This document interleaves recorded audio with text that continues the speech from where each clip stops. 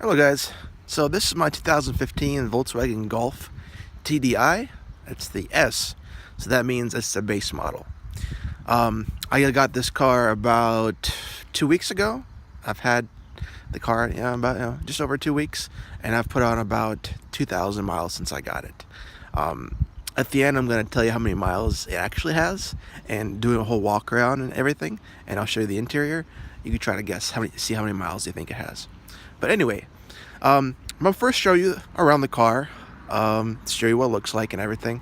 I'm going to show you under the hood, open the trunk, I show you the insides, what kind of features it has, and I also do a drive video, really a short one, so you have an idea of what kind of cabin noise it has and just kind of what it looks like driving it. So first things first, let's do a walk around of this car.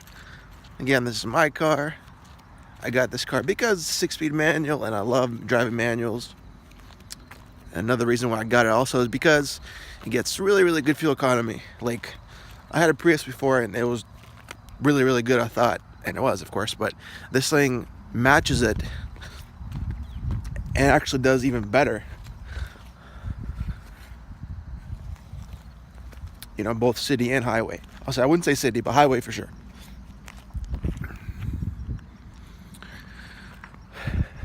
It has our standard key, by the way, right here. Standard flip key, right? So you do this. They changed the which direction this key's pointing. Like on the generation previous to this one, I believe this one was actually facing flat side towards me, holding the key this way.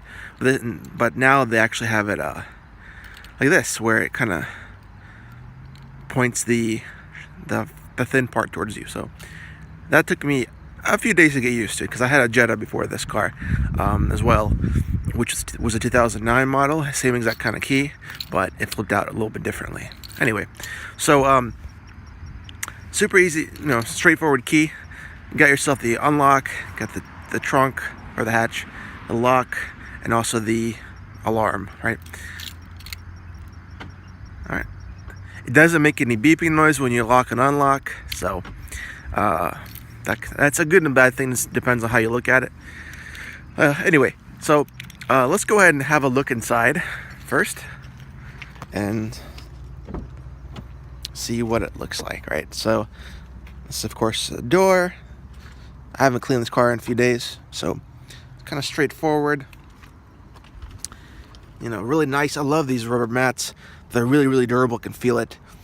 I guess the clutch pedal's missing that rubber piece, but that's okay. Simple selector here for your no lights. I think the fog lights, or I'm sorry, some non-primary lights, and then of course your primary lights. I leave it on this all the time, and every time I turn the car on and off, which is really nice. I believe my old Volkswagen didn't have that option, so I had to always manually turn off the light switch. There you go. It's a touchscreen. Shows you really cool details, like vehicle stats. Let's see, driving data, etc. Of course, this won't tell you. I won't tell you right now because the key's not in. Anyway, so really straightforward. You go to media. You go to menu, kind of what it looks like from the very main menu. You can do sound. Again, you can do car stats, like I showed you earlier, and you can just turn this whole thing off by pushing it down. This right here, you can change the radio station. Straightforward air conditioning controls. No seat warmers, no nothing. You can see all these blank switches. 6-speed manual, nice. A handbrake, manual handbrake, nice as well. Leather seats, which is they're actually really comfortable, and they feel like they're really solid. And I'll explain to you why shortly. Anyway, let's close that. Back seat's not much to show. Got little 2 air vents right there. No 12-volt charger outlet. You can seat 5 people, but I wouldn't do it because everybody will be cramped. 2 people will be plenty. Okay, let's open the trunk. All right, there we go. Now, what you got right there is a power inverter. Ignore that because I sometimes use this to charge my laptop when I'm driving and on the road. So I'm gonna open this up really quick. And right beneath here is your spare tire, a jack, and some other goodies for emergencies. I carry with myself these jumper cables, an umbrella, and and a tape measure. Anyway, let's close that. Pretty straightforward, right? Let's open the hood. Hopefully I don't fail at opening this hood because sometimes these latches are a pain in the butt to get to. But not this time. Here it is. I believe this is a 150 horsepower engine. I think it has 230 something foot-pounds of torque. I could be off by about 10 or 20 foot-pounds. Anyway, has plenty of get up and go. I love it. It doesn't have a lot of top end, of course. Once you go past like 3,000 RPM, you're really just you're just like flatlining. It doesn't really feel any more faster, even though you rev higher. But that's exactly kind of what they're designed for. Anyway, let's see. Straightforward. Everything's kind of here. Once you see what you get, I'm not really technically. I don't know very much about this engine aside from the fact that it's a 2-liter turbo diesel. But yeah, it gets the job done. Fuel economy is amazing. You know, it's on paper it's rated as a 31 or so city and 45 highway, but I've had it very many times when I got upwards of 50 to 52 miles per gallon from my kind of driving at about 70 miles an hour. So pretty good, I can't lie. And also, let me point something else out. The fuel tank, I believe the total capacity I can fill it up is about 12.5 gallons or so. I usually get down about 15 miles till empty, and it just won't let me fill up anymore unless I keep on clicking the fuel nozzle. So, all right, so that's pretty much the whole shebang with the car. So, beautiful looking car, small still. Apparently, I think it's a tiny bit bigger from last year's or the last generation, the MK6. But it still feels really small. I've had a 2-door BMW before. It was actually a really big car. I've had a Hyundai Sonata, and I've had a Prius, and this feels much smaller than those cars. And then of course the Prius was just a little bit tiny bigger, I think lengthwise. But this car just in general, you feel like you're driving a go-kart. And also the windows, everything all are like around you. It's not tinted or anything, so it's really easy to look around, especially when you're backing up. The downside of this car is that I didn't point it out in the interior part, was that the cruise control buttons, there's like 4 different buttons for cruise control on the left side of the steering wheel, which was kind of stupid, at least in my opinion. It was kind of cumbersome, and I only use one part of the one side of the only 2 buttons for the cruise control. Another thing is that I mentioned earlier as well that it doesn't beep at all. Sometimes it's nice to know whenever you lock it, instead of just looking at the lights, flashing the yellow lights on the mirrors and the headlights and taillights. Instead of just seeing those flashing, I kind of like to hear like a beep beep whenever it locks and unlocks. But that's what you get with a base model. And last thing, again, I know it's a base model, it's an S, but it doesn't have a backup camera. If you're going to be wondering where would that possibly be, it would actually be right here. Although there's absolutely nothing there. Absolutely nothing there. So that's where a backup camera would be. And one more thing. I just remembered.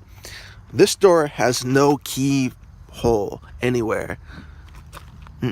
Anywhere, nothing. Which is really strange. It's not keyless entry or anything. No keyhole or nothing.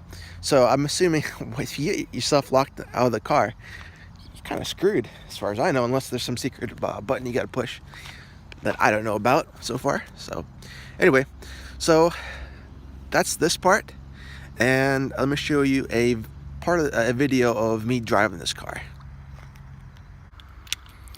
Alright, so let's take this thing on a drive really quick. I won't say much. I'll just let you kind of just look around, look at the video, and kind of gauge for yourself. Let's unlock it. Okay. This is a manual, and I have only 2 hands, so it's going to be a bit of a challenge. Oh, by the way, this car has 103,000 miles. It's insane. It's in amazing condition. I asked earlier if you can guess, so yeah, it has a lot of miles for 2015, but only one previous owner, not including me, of course. Okay, got about 135 miles to empty. It's pretty good. Let's move the seat forward. All right, first gear.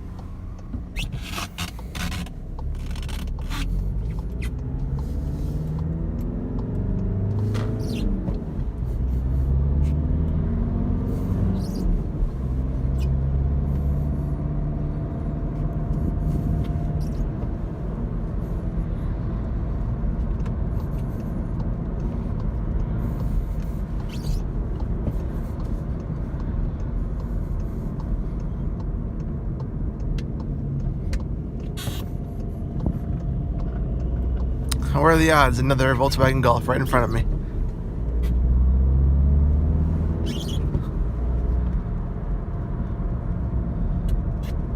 And it looks like it's TDI as well.